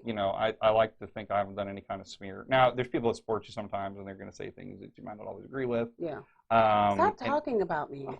Like, that's a guilty conscience. Who said you? Who said we're I'm talking about you? my What do you mean? best behavior. Now, I just want you to know I didn't give the single indication I was talking about her, and you But you jumped right in pointed there. at me. I did not. You did. I saw a finger point my way when you said You felt that. it in your head. I saw it Was that with guilt? my eyes. Guilt pointing at no, you? I saw it with my eyes that you pointed at me. Look, I have we're not been talking on about good you. behavior. Who are you talking about? No, I'm just kidding. I know who you're talking I'm about. not talking about you. But there, people do say those things, but for the most part, yeah, I certainly am not doing that for Right. my part. So yeah, you have to do that. I think that's what people generally hope to see from people. And it's been hard for us because we hear the things that people say Right. and we want to attack. Sean's like, nope. And I'm like, can we Well- do it a little bit? And you're like, nope. And I'm like, God. So, I mean, believe me, he's got, people, supporters that, we are diehard, want, Skipworth to win. But he has talked us down multiple, because when me and Melissa, when he finds out that Melissa and I are texting one another, he goes, oh. Well, it's boy." always worse, So someone when it's like your spouse that runs. Yeah. I didn't really do anything in that one either, but you'd have the same way. You're like, what did you say? Mhm. When it's about you, you're like, whatever, Yeah. there's something about them. Yeah. But even then, sometimes it can get you a little bit. I mean, Yeah. I would say more than anything, kind of the rumor mill stuff about socialism and What are the best the other- ones? and the What are the otherism best stuff. rumors that you've heard about yourself that you didn't even know about yourself? well, my favorite one, is the one I call Puppygate, right? We talked about that one. Oh, That was God, y'all, Puppygate. so yeah. So last year, the Dickinson ISD Foundation, they do a live auction. We bought something like every year that we've gone to it. Before that, we bought like the tool. It was like some toolkit set, and that all got messed up by Harvey, I think. Mm-hmm. Or no, that was after. Anyway, we bought that before, and so they were auctioning a puppy from the shelter, the animal shelter. Well, so we were in the middle of campaign stuff, but we'd always talked about getting another dog, like a smaller dog. Melissa kind of wanted it, and and I was okay with it. So I thought, maybe this is a good opportunity to go and do this now. You donate for charity, and there's some publicity with it too. And Right. we wanted the dog, so Right. bid on the dog, paid $800 for a dog you could have got for like $50 at the shelter, right? Mhm. But it's for the kids, right? It's for the kids, right. damn it, right? It was supposed to be for me. Oh, it was. Because remember okay. we told James that No, that was the different one. That was the another different dog? one. That was the Okay, one that. okay. So got this dog, and so took this, wearing like a 3-piece suit at the banquet, and Mhm. I ran an ad and stuff from it. And, Right. And I teach dual credits in the high schools and talked about it. Well, you go for it. I guess I didn't even know it at the time. There were already rumors, which I guess you had actually heard at the time, that he just dumped that dog on the side of the road or something after he got it. He just got rid of that puppy. He just got rid of it. And the simple fact that someone would say that you dumped a puppy on the side of the road, and knowing how I am about animals, I would choke him out myself if that were true. Yeah. So it was just like, what? Why are people saying this? Yeah, so there was like actually zero truth to that whatsoever. None. And so and then it became that I used campaign money to pay for it, because on my campaign finance report I put down is a campaign expense. And legally, I think you could say you want to reimburse for it, but I didn't. But you have to report it because it was something that it could be construed to be part of your campaign spending, and you have to report this stuff. But there's a little box that says, you going to seek reimbursement for this? Mm-hmm. I did not check the box. Uh-huh. So then, I guess like earlier this year or something, this came up again. Someone said, my daughter had you in class, and you said you just bought it for the election. You don't care about the dog. and it was like, I don't know is that exactly what I said? What was the It was context because of my it? daughter and was your in the daughter's same in class too, and class. she's like, that isn't really what he said, and Yeah. then it just became this. You know, Like you can't even adopt a damn dog, and Right, without someone turning it into something bad. Yeah, I'm a socialist puppy dumper. Puppy dumper. Yeah, all the. So that's one rumor. That's actually kind of two in one. The socialist one. You know, the socialist one, it bothers me more. I think part of it comes from that there was a socialist, that a communist that used to teach at College of the Mainland, though we actually butted heads a lot, which is kind of makes me laugh because it was really the opposite of the case. Right. But I think part of it is you get the whole, here's this college professor, you want to do these like crazy left-wing socialist people. But part of that, it's kind of a funny rumor, funny, but part of that goes back to that thing about being like an other, right? Because part of what that does is to say you're not like everybody else here, right? Right. And that rumor is, and it's nothing that, a campaign opponent gets up and just says from the mountaintop. Right. That's not how that's done, right? Right. It's done in these kind of quiet tones. But that one's been circulating. Though actually your buddy did send out a mailer that straight up said it. And so then he went out on the last day to vote and was telling people you're a communist. Yeah. Like telling people you were a communist as he put his yard sign in front of the book drive sign for the library for the kids, right? and the kids. Yeah. So, well, there's one. Did you know you and I have a torrid love affair? Oh yeah, you told me about that. We're having a love affair. I was like, shit, I didn't even know. So did you know? When would I have time to do that anyway? I'm like, my nerves can only deal with only one white man. You know how much stress that whole thing having an affair? My God, yeah. who has time for that? Yeah, and I think Melissa would probably cut me. Yeah, me too. I don't know. So I don't. Yeah, when exactly would you have time for that? Like between the hours of what and what? I don't know. She can't tell you that because that's when you're going to catch her doing it. So, yeah. We can't reveal our secrets. We can't reveal our hookup times. It's just like, is it really? What are you doing after that? I'll tell you, check your phone. I already I told tell you what she's not doing. Where's my burn? Oh, it's my other phone. Oh, right, exactly. It's just like it's in the ceiling tile. Hold on, but yes, it's just like really like that's an old one in politics, right? You just allege like affairs and stuff. Yes, it's just like really like that's so. Though, if you really did want to secure the black vote, that could be a way there. Joe? Sorry, I'm using Kamala's ready. Are you ready, Joe? I'm just using you for the vote. Exactly. He's using that's what James keeps me around for. He's like, I'm his black card, okay? All right, so what 3 things do you think need to change in Dickinson to get us where I know we can be? What is your vision for Dickinson?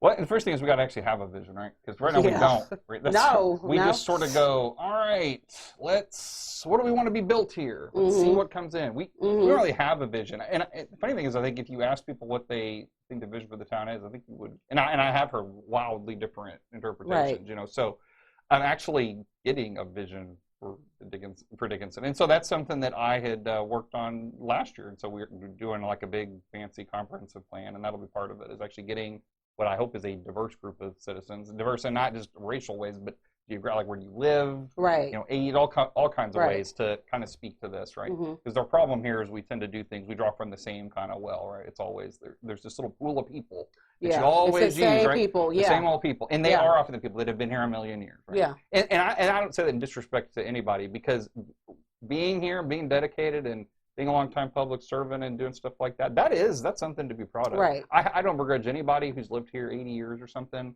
and has worked hard, but it can't just be that, right? And sometimes I think we're too guilty of just drawing from that well, and we, that's a great perspective because they do have a lot of knowledge of the history and what's going on. Right. But you got to bring in other stuff too. Right. Because sometimes history can become baggage. Yes. And that's one thing I've really noticed. So kind of along with that, we need to try to move past a lot of the baggage. I know until very recently, I was the new guy on city council, right? Everyone else had been there at least 6 years, or if not, and some of them 20 or something. Some of them 55. Feels that way, right? Yeah. So there was a lot of stuff. There was a lot of issues that I would hear us talk about, and in the back of my mind, I would say, and that's some old stuff y'all need to get over. Right. But you've got people kind of so mired in that they can't see past the past, right? Right. And so they're there. So getting past that perspective, and focus. And another thing I'd say, focusing on communicating and actually like public service and outreach. This is not Houston. We've got some big bureaucracy here in town. I go out and look at people's ditches. Well, why is the ditch not dug out? You even let like old women invite you to come to their house to have tea and crackers and talk about ditches. That and I'm happened. like, you're really going? You're like, yeah, I'm going. And I told someone, a lot of people don't do. I think that's actually the funnest part of doing this, right? And I think that isn't fun a lot is that people actually invite you into their home in a community, and I've seen like and you go, and I've seen like working like Victrolas, like record players from like 100 years old at work, stuff really neat like that, and you hear about like people who said my dad was locked up for bootlegging back in the 30s when I moved here. You really need stories and get the history of the town and things like that, and meet some great people. Some of them haven't lived here forever, but they're really good people, and they're here and they're just trying to get along as best they can. And so having that personal connection and really focusing on that and being more open and transparent is that public trust. I mean, that's a real that's something that really matters. The other night, somebody kind of facetiously asked me, well, there's some kind of study they want to do, and it might cost a lot of money, but it might help with public trust. And I said, well, it'd restore public trust. And they said, what value would you put on it? And I said, well, I don't know. It's kind of priceless. And they said, well, no, it's the cost of whatever the study is. I was like, no, that's something. Right. The point is that and they were trying to be cute, but it is something priceless. And it's something that I think that's kind of where we're at, that especially there's been a lot of drama recently this year, especially. And it starts to hurt public trust. And even before this, that was an issue. So trying to deal with that. And in politics, smear and rumors and stuff, that's part of it. I'm not going to act like it's unique here. But some of that stuff that's coming out, it's a result of us not having a lot of public trust in our city government. And when you feel that way, you get angry. You don't feel listened to. You don't feel like you have any agency. And so you start to make these kind of things, and you brand people as others. And it's not good. So we've got to really work on doing that. And that's something I really committed myself to doing. Even if it's a controversial topic, I'll wade in there. Even if I'll put on my flak jacket and jump in there. You do. And get ready. So, but we've got to do that, and we just got to remember we're here to do the public service part of it. And we're not so big we can't actually talk to people. I mean, this is... And you do, because there's been times you're like, oh, I'm going to so-and-so's house. They invited me to come over. And then I'll get a text message like 17 hours later. You're like, oh, I just left. Damn! Like, you would... Yeah, they invited their whole family to come over to come talk to me. And this, and that. I'm like, I cannot. I was like, I don't know how you do it. I've seen people that will leave a comment bashing you, but yet inviting you to come talk to them, and I think they don't think you're going to come. And There's then been you a do. few cases where that's the case. And because I would be like, I ain't going. No, nope, I'm not going. But you go. And the moral of that is too, is that I don't know how they're going to turn around on that, but I know there was one I think you're thinking of in particular where they were reading me like the wrath of God. Yes. And I went over there and they've donated a lot of money to me. Yeah. Because you went over there and you just kind of face it, because people she was actually upset that I hadn't talked to her. Right. There was some misunderstanding in a schedule, and we didn't talk, and she was so disappointed. Mm-hmm. And so that became clear when I went over there, and everything was just fine. So a lot of people, they just want to be heard, even more than having problems fixed, which we need to do. They just want to be heard, and that's important. I mean, you could just start taking pictures of every house that you go to and post it on social media like some people do. So people Do you think? Do you think how? Because everything is so political. There's so much sensitivity. Yeah. Do you think it's going forward? Do you think that'll kind of stick in terms of people watching their politicians more, even locally, or do you think it's kind of like a flash and then it'll die down like it has? I don't think it's going to go away. I mean, I talked about this a little bit the other night at our council meeting, and faced some recent controversy. I said that if you're in for office and you don't expect criticism, I mean, you were crazy. Mm-hmm. So you deserve it if you get blindsided by it. And I said, criticism is fine. It's expected. It's even like your duty, right? If you want to get down to it, right? That, go back to, Alexander Hamilton was like, you need to be engaged, in government. Okay. But when you weaponize like tragedy, or you weaponize criticism to turn it where you're questioning motive a lot of time, or you're or baseless kind of conspiracy theories, that's when that becomes bad. So it isn't so much that I think it's a bad thing that people are watching the politicians. The problem isn't that. It's what they're doing. That some people are saying they're watching the politicians, but they're really not. They're really like persecuting people, right? There's a difference. They're on a witch hunt. They're doing things like that. Yeah, it turns quickly from just a critique to a full, Right. Ad hominem. Yeah, you're not a watchdog, or then it becomes selective, right? That there's people that think some attacks aren't fair, but they don't like you for other things, so they keep their mouth shut, right? Yeah. And so then they don't have any problem with one thing or another. So that's I think unfortunately is even present here at local levels, and we've seen a lot more of that. Do you think people would be surprised before we go into this break to know that you have been threatened? Sure, not like physically, so many but, times. Yeah, I've been told, I don't want to become a target, and that was the wording, and I still to this day don't know what even sparked that exactly. I've been told if I get elected that they will fight me every day, that they can everywhere they can. That has to be a person with a lot of time on their hands to be able to do all of that. Right. Yeah.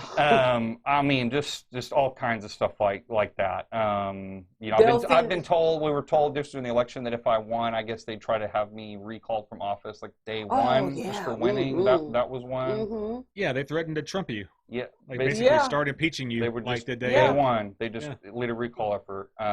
Just stuff like that. So I don't know if that's a threat, but I take it as a threat. But I do. I don't feel like I'm not like the Michigan governor where they were like, we're going to kidnap you, right? And like that was a threat, but people being pretty ballsy, nasty, yeah, just being nasty. I will about say it. that Unreasonable, not.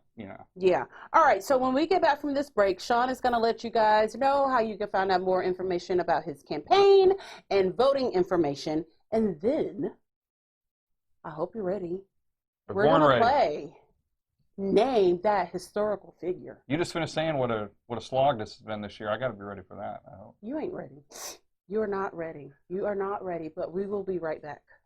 The Libra Lounge with Keisha. The Libra Lounge with Keisha.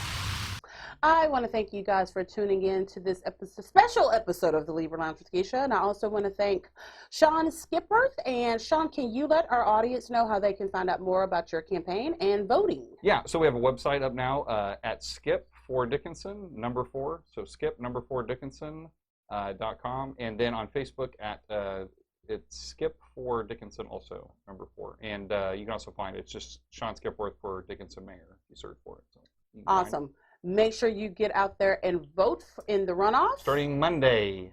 This Monday? Yeah. Lord this Jesus. Monday. Oosh. Okay. Yep. All right. So normally our last segment is Bitch Please, where I award a Bitch Please of the week to someone who's done something outlandish.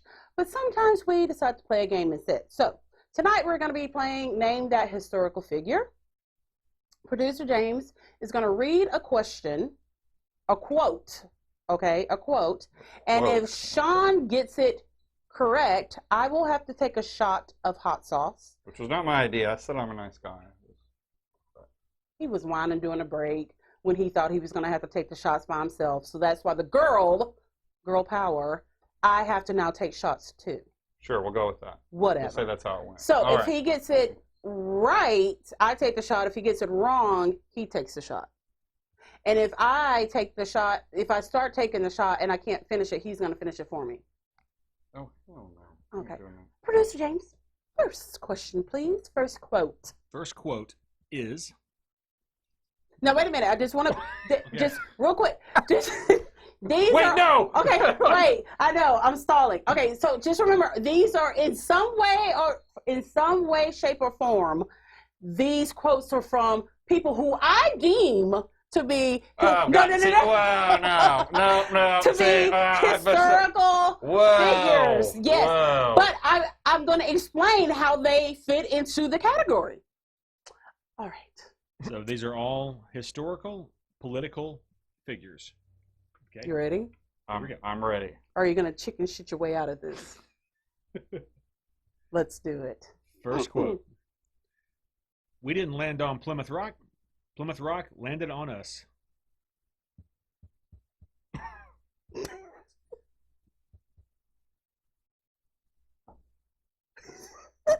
Pretty sure that's a comedian. That's my guess. You about to lose the black votes.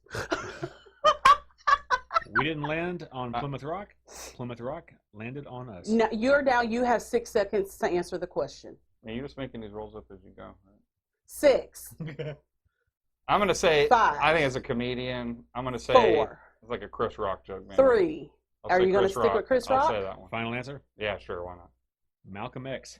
Malcolm X, the first Negroid in history to decide to give himself the last name that is just a letter. He was Take funny. your shot. He was a funny guy. I could Take see him that saying shot. I could see him saying that. Quit talking and take that shot. If you're gonna be ugly to me, man, I can do it. I really thought he was gonna get that one. See, if you're gonna make me take shots, then you Take gotta be the ugly shot. to me too. Take the shot. Take the shot. You said so. Is it too slow? I said I'm hearing a lot of I'm doing- talking and a lot less shotting. Is it too slow? Yes. Too slow? Oh my I got it? God. Have I got it? Is this it? I got it. I'm gonna do it.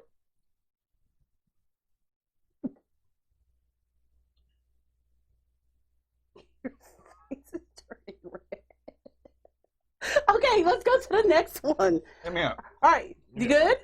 Yeah. All right, let's go. Your nose looks a little bit red to me, Rudolph. Next one. Okay. My tan's wearing off. Oh, is that what it is? Okay. You're one ugly motherfucker.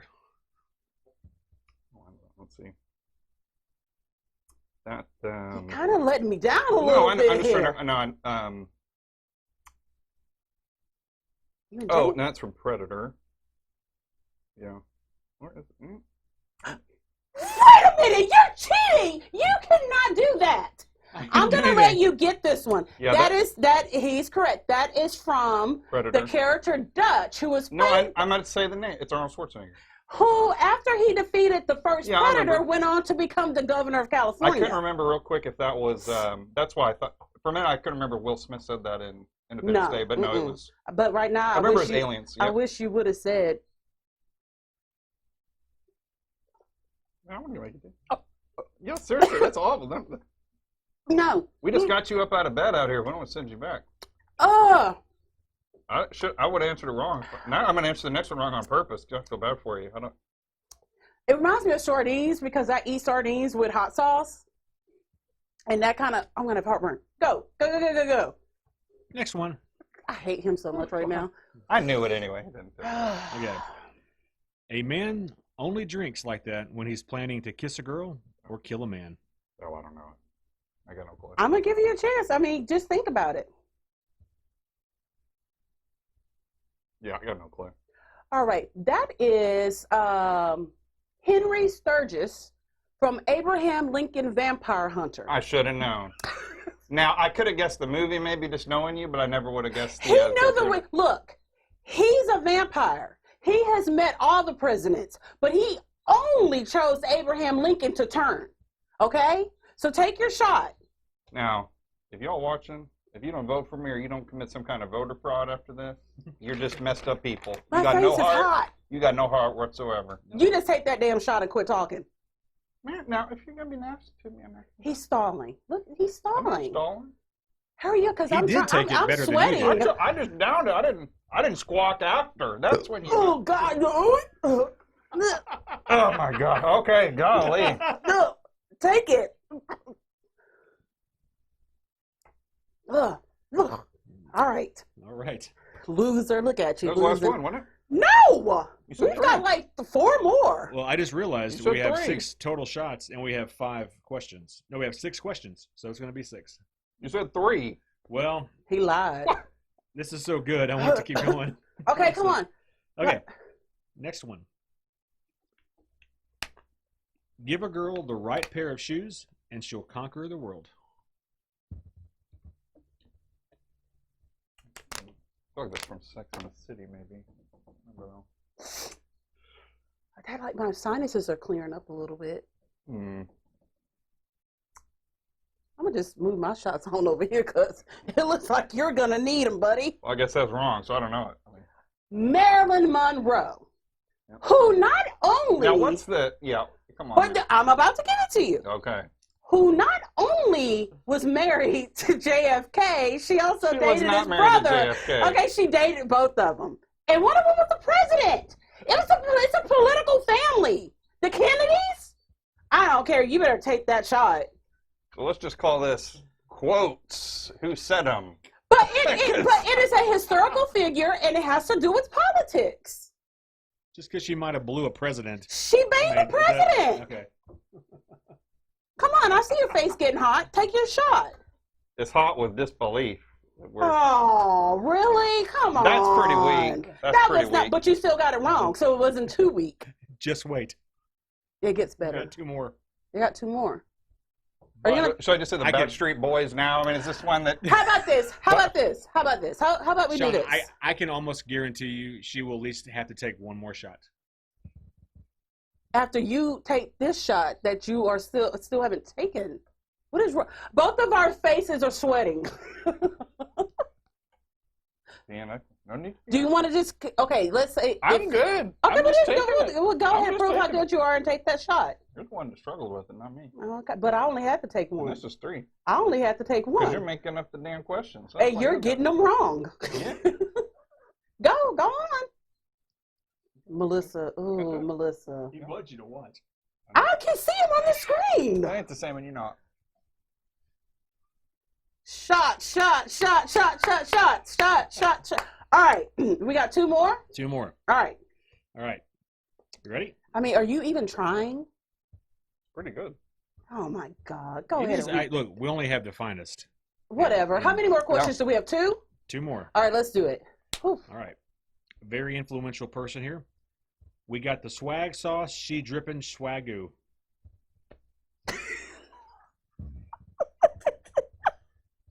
Are you serious? Do you need him to read it again? No, I think that's fine. I don't... Do you want me to do a What? countdown, or are you just saying you don't know Oh, it? hush. What is it? She got the swag sauce, she dripping swagoo. Historical, political figures.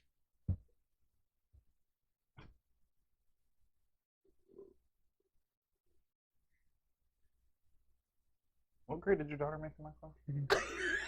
I think I can change it up to right here. I'm not sure. Do you want me to give you the answer? No. The answer is Kanye West, who was also ran for president in the year 2020. It was Kanye. I see that sweating on your nose because I got sweat on my nose too. One more. Sean, here's your chance. John, All right. come on. All right. All men must die, but we are not men. If you don't get this I don't know. one. Oh, come on. I knew we both said, oh, he's going to get this one. Can I? I'm not a big one on quotes. I mean, quotes aren't mine. Clearly, it's not your thing. Clearly, we're both sweating. Like, All I don't know men- if you guys can see. All men must die, but we are not men. Because All Men Must Die was like Arya Stark. Oh.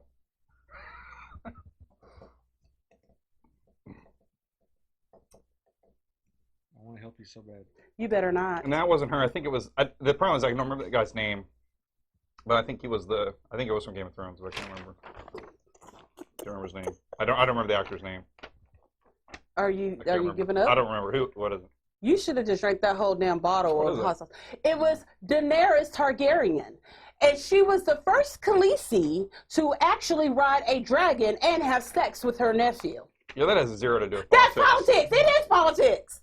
Fine, you don't have to take the last shot. I was you going to say, that loser. one I have a little bit of, I take exception on that one. You did way worse than I ever would have imagined.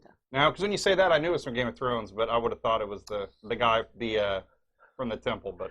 Okay, so before wanted to I help sweat so all bad. my makeup off and Sean has to roll up his sleeves, make sure to go to Facebook and follow Skip for Mayor. No, Skipworth Dickinson. Skip for Dickinson. Yeah.